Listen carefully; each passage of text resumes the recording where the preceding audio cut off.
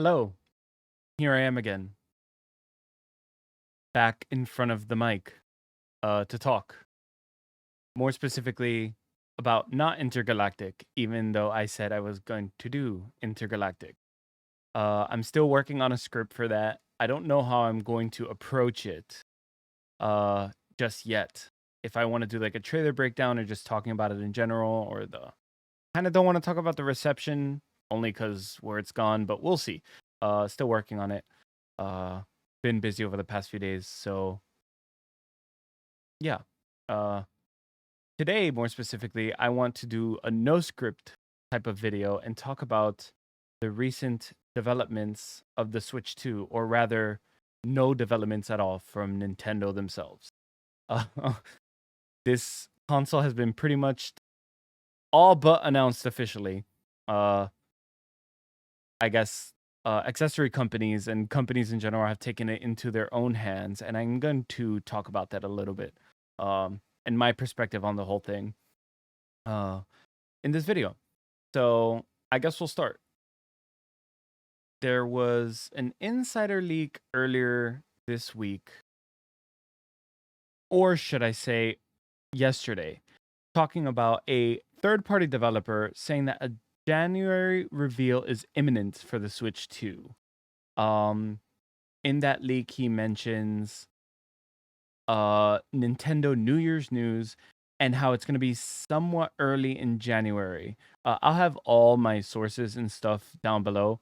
I could shout out a few people who have collected them together. This is just my take on them. I'm not reporting on the leaks or anything. But more so just talking about what we've seen. It says, get ready to play modern AAA offerings on your Nintendo system in 2025.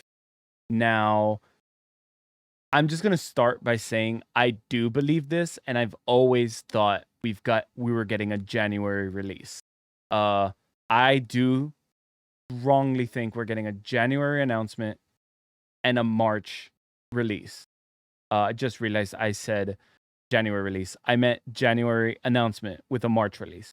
Now, the March release will pair with the Switch 1. The Switch 1 was released in March. And I do think that part of this is Nintendo wanting to hit like the full year sales since the year technically in business terms starts in March. Now, this would coincide with like a new year for Nintendo for like the consumer, because we obviously see January as, the new year. So if they were to kick that off, it kind of makes sense in my mind. Now, I know they have some announcements like Xenoblade and Donkey Kong in the year, but to be honest with you, those aren't like major titles. Maybe Xenoblade, but they're both remakes. So, considering that the Switch 2 is backwards compatible, I don't think that they're like, let's announce this after the two titles. Like, no, I genuinely don't think so. Now, we know we're getting an announcement sometime by March 31st, after what the president said. So, yeah, to me, March just doesn't make sense.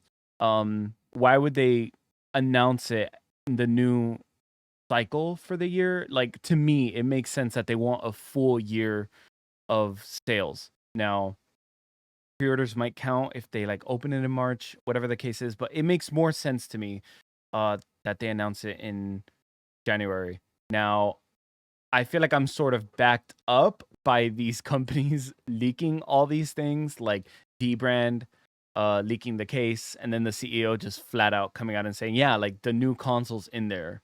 Um, we have like the small single Joy-Con grip, and we have the wheel coming out. We have several cases coming out. We have people releasing their 3D printed models of what they've seen. Now, earlier in the month, we saw like a screenshot or like a photo of someone who said they had like a Switch Joy-Con. Part of me, I don't think it's like an official Joy-Con. It could be 3D printed based off of like the models we've seen now. That makes a little more sense in my mind. That's definitely what I see. I'll maybe go into like a little details as to why I think so and like kind of back up my claim in my opinion. None of this is for sure, obviously, and I'm just saying like what I think. Samus Hunter, who is also a insider news reporter. I can't say how legit they've been. They haven't always been legit, but like who has like what leaker has. But yeah, they said Nintendo may advance the next generation Switch reveal with an announcement that possibly could come before DK. This is to address recent leaks, especially of accessories, to ensure official news for the public. The remaining announcements of Switch games may come a little later. Now, this is like, while I am taking this with a grain of salt, I fully agree with this. I don't think Donkey Kong is a big enough title as a remake to like delay the console announcement. I think that we maybe get an announcement in the second week. Um, I know I've been hearing a lot of like reports and like YouTube channels say that like January to March is like a small time frame. It might be for games, but I really don't think so for a console. I mean, just things in general nowadays, movies, music, in all other forms of media, we get things like almost immediately. Now we can't connect this exactly to a company that makes like these things like Nintendo for obvious reasons. There's more investment, there's more stuff involved.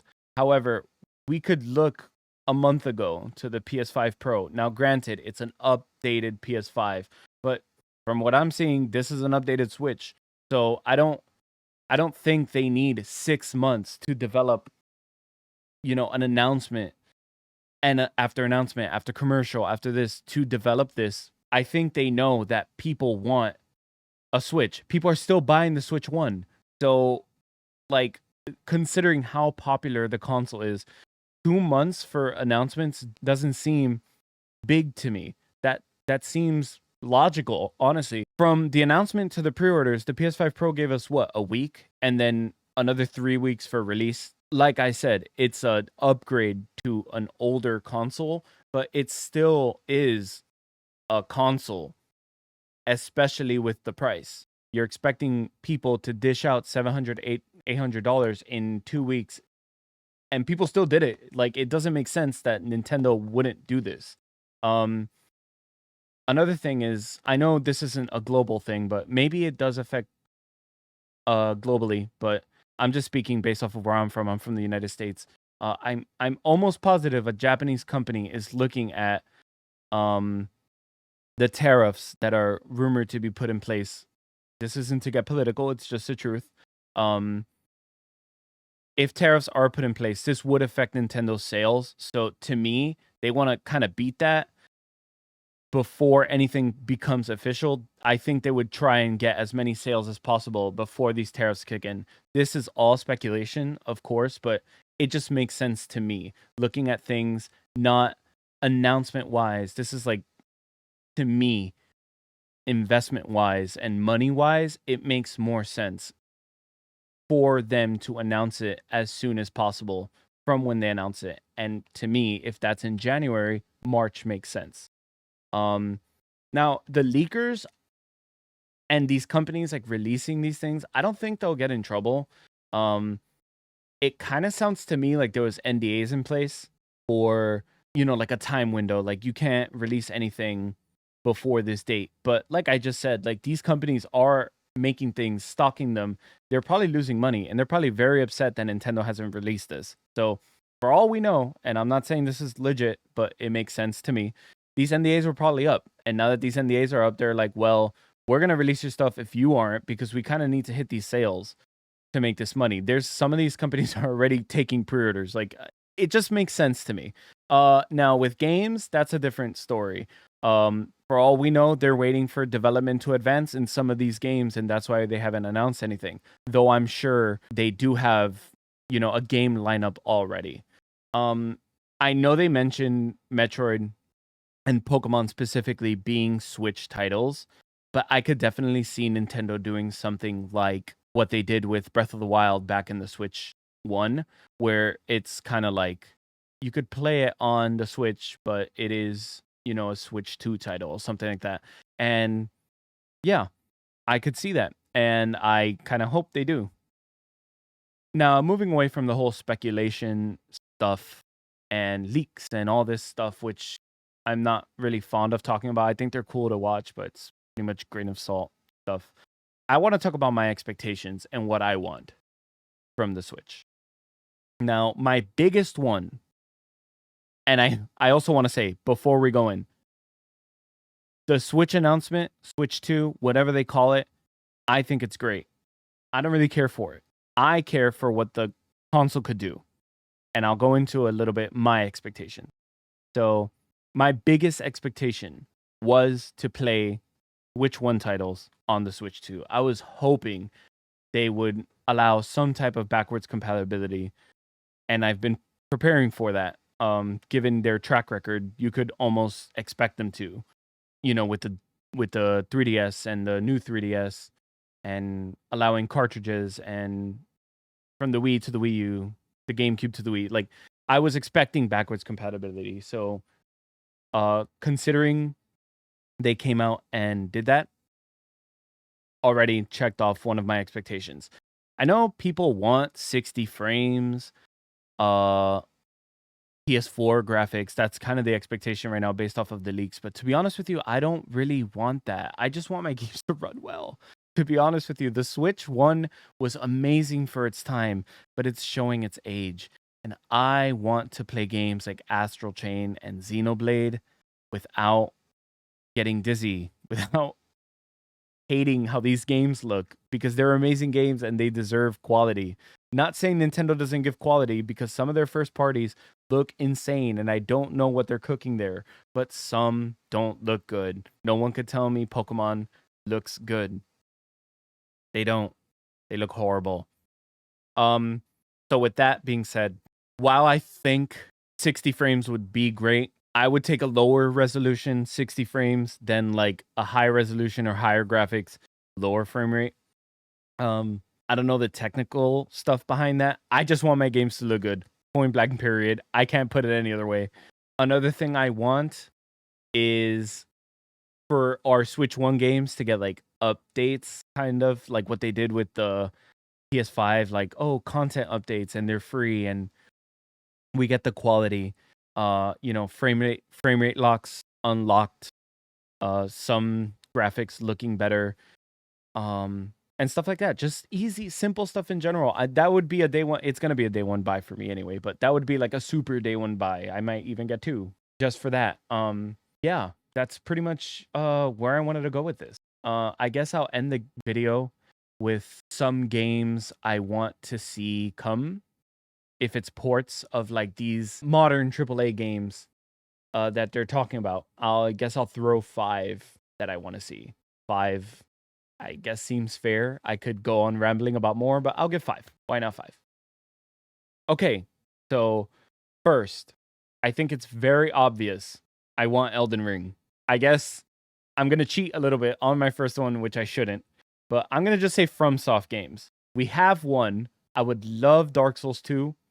I would love Dark Souls 3, and I would love Elden Ring. I think that would be so cool. And it would prepare people for Night Rain. And to be honest with you, Night Rain on the go sounds really cool. Even though I haven't played it, it looks great. I'm very excited for that. So to be able to play it on the go sounds awesome. Another title I would like to see is Cyberpunk.